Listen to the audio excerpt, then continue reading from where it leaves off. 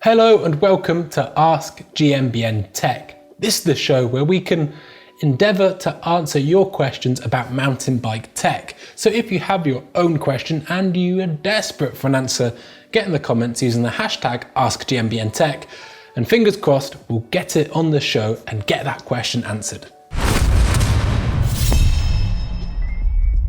So the first question this week is from Jordan.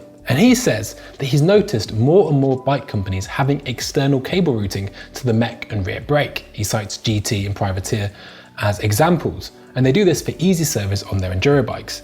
Do we feel that this trend for enduro bikes will stick as more people are working on their own bikes? He said he recently tried threading that cable through and he found it was an absolute nightmare and ended up taking it to the bike shop. Personally, and everyone's gonna disagree, which is fine, I like internally routed cables. There, I said it. That being said, there are of course better executions than others, and there are some downright poor ones. I think they're getting a lot better. I think once you have something in the frame, then you can normally find a way to, always make sure that you are placing it as you bring it out or draw it through. So it's not the end of the world, but sometimes it can be quite annoying when they have kind of compartmentalized bottom brackets and head tubes, and you've got to get, even with the fork out and the bottom bracket out, it can still be very difficult. That being said, when you work as a mechanic working on those kind of aero road bikes, mountain bikes, they're just an absolute no problemo. So, like I said, there are better executions than others, and I think similarly with external routing, there are far better executions than others. GT is very neat, the pollards are very neat, but there are some which is just not my cup of tea at all. Practice in terms of, I think once you've kind of, done it on a variety of different bikes, you do find it not being such a problem, but I do understand, especially if you have lack of tools, that can make it really annoying. Or if you're doing it in a hurry, similarly, really annoying. The next question is from Nick Satelia. Anyway, Nick. Hi, how could I make my coil fork softer? I have tried turning the preload knob, but I don't notice any difference. And also, whatever I do, I won't be able to get more than half the travel. Okay, so coil preload doesn't affect the spring rate. So the spring rate is how much force it takes to compress the spring. What the preload does is it's preloading it, so it might affect how the bike initially goes into its stroke, but it's not going to do anything to the mid-stroke, which is what it sounds like you have an issue with. So I don't know what fork you've got, but you would need a softer spring. So maybe speak to your local bike shop, give it a quick Google, see if you can get a softer spring. Changing a spring on a fork is a very simple job, providing you have a correct socket or spanner. And it's a really, really good, really easy job to do, and it's a good introduction to what's going on in the internals of your forks. So best of luck with that. The next question is from Dan. And they say, I've just converted to a single chainring, and I was wondering whether I do actually need to get a chain guide for it. I think modern narrow wides, the security they provide is ample, for my needs anyway. When they get worn, it can kind of not be so good. And if you're riding really rough stuff, again, it's probably not going to be enough. Apart from the monetary outlay, there isn't really a weight penalty. You can get some that literally it's like 35, 40 grams now for a chain device. And if the cross-country guys are doing it, then it's probably, performance-wise, it's probably a good bet. I don't have one on at the moment, and I just haven't had the need to, but when I start dropping chains, I will put one on. It depends what you ride. It's really difficult, and some bikes will be worse for it. It also depends on so many things, about your riding style, suspension setup, etc. Simply enough, if you are dropping chains, then fit one, but otherwise, I wouldn't say, unless you're racing, it's really, really necessary. I think a good thing as well is it depends what gear you're running in, because different amounts of tension under load and stuff like that. If you're going always in the small ring in the biggest gear, you might find you're losing chains a lot more often, especially if your chain is even slightly too long, because then the derailleur is just not taking up the appropriate slack and not tensioning the chain, to a T. But anyway, next question is from Peter.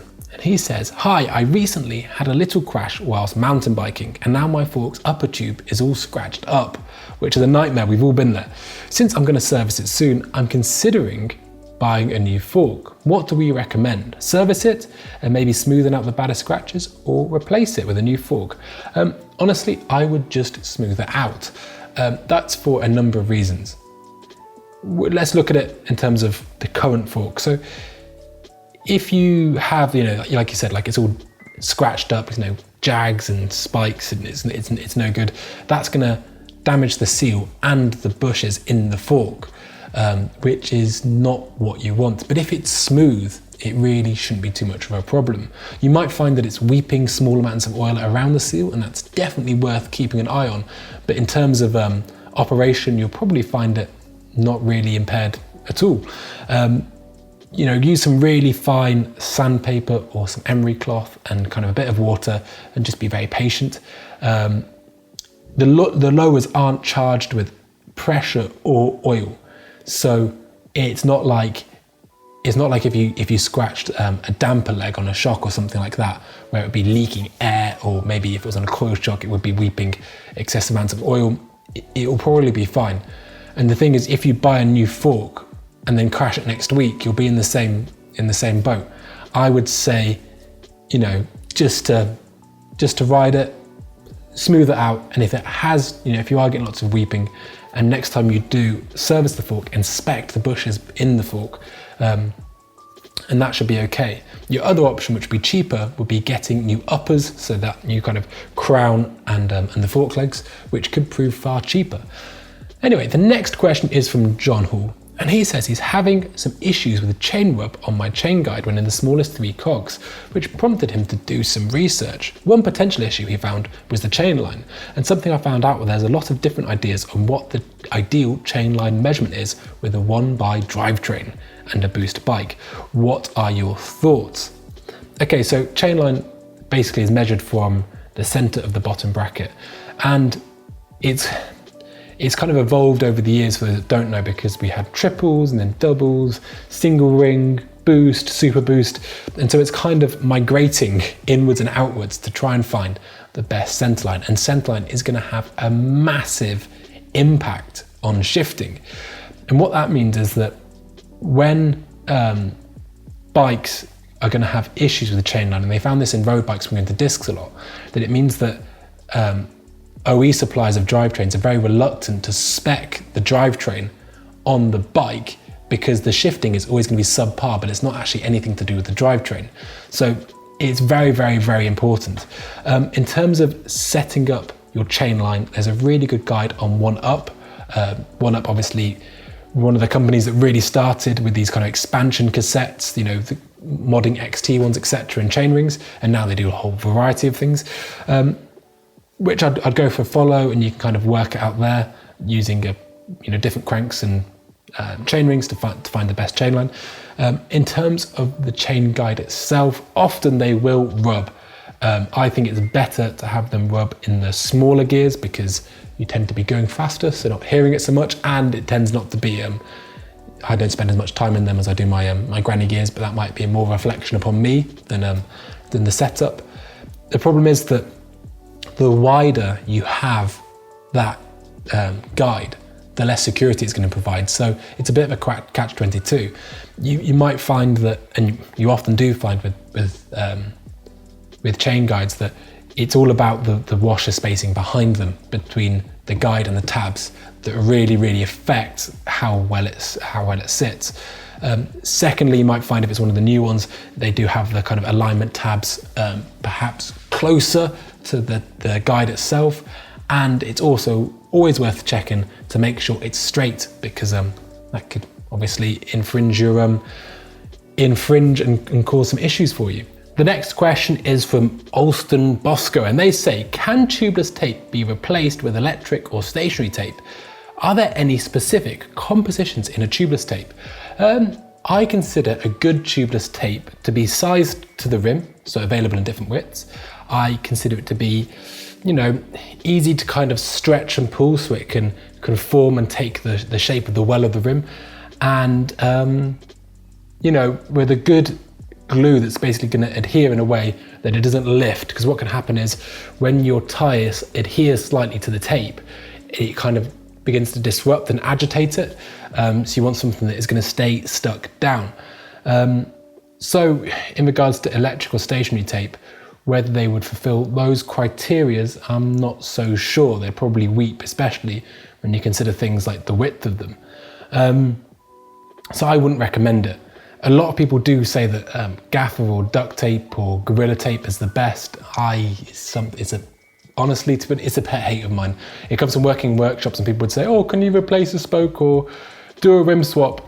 And the grid that stays behind after you try and peel the duct tape up is just annoying. So it's great to put on, it's a nightmare to take off. If you're the kind of person that destroys rims regularly, it might not be the end of the world, because you might consider only getting a season out of a rim at best. But for most of us, I think it's better just to invest in some good tubeless tape. It's not that expensive, especially when comparing it to something like Gorilla tape. It's actually probably quite comparable, I would imagine. The next question is from Luca Rodiga, and they say, great channel guys, I've got 2 questions. First, I was wondering, is it possible to modify the free travel on my SRAM Code R brakes? When I'm braking, I would like to have the contact point earlier and not be pulling almost to the bar. This is something that tends to happen with SRAM brakes through use, and you basically just need to reset the pistons and force some of that oil back up north to the caliper. I did a video on this when I first started on GMBN, so I would be too embarrassed to watch it, but I promise you there's some good information in there as I talk through the procedure and how to maximize the power out of your SRAM brakes. So give that a watch, we'll put a link in the description. But yeah, you're right, you can't reduce the free stroke on those brakes in a traditional manner. However, you could do it in a kind of longer, more roundabout way by filing down ever so slightly a bleed block and essentially overfill the system ever so slightly. That would reduce rotor clearance, which might be an issue in itself, but providing that it's not, and you are sensible and only take a bit off, the pistons will be sitting further out and it would reduce that travel. Maybe that's what you want. Secondly, you say you're 173 centimeters tall, but with a fairly long upper body, and you have an 800mm bar. Would you recommend cutting the bar a bit shorter to maybe 780? What would be the upsides and the downsides? A wider bar, if you think, as you bring your hands wider, you're basically going to be moving where your weight sits closer to the front. Now, that's not bad for flat turns, and for a lot of trails, actually, it can be a very good thing. But similar to a long stem, you never really have the option to be able to get your weight, as far over the rear axle as you could with a narrower bar. You want something that's going to be stable, but I do think once it gets to a certain point, the returns are diminished, to be honest with you. 780 is still very wide, especially for somebody that's 173 centimeters tall, even though you say, you do have that longer upper body. I think I would recommend just, experimenting, maybe just move your grips in just to ride on the car park or something. Because what you don't want, you do see it sometimes, people's riding posture and position is completely thrown out by having bars that are simply too wide. Similarly, some bars can be too narrow. I would say if you're having doubts on the 800s, it's probably worth changing. When you get the right bar size, it just feels great. You never want to change.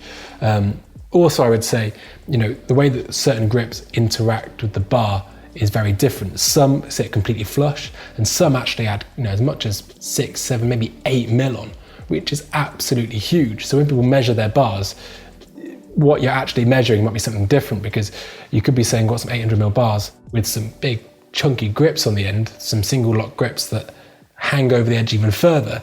And so they could be running really like 810 or 815.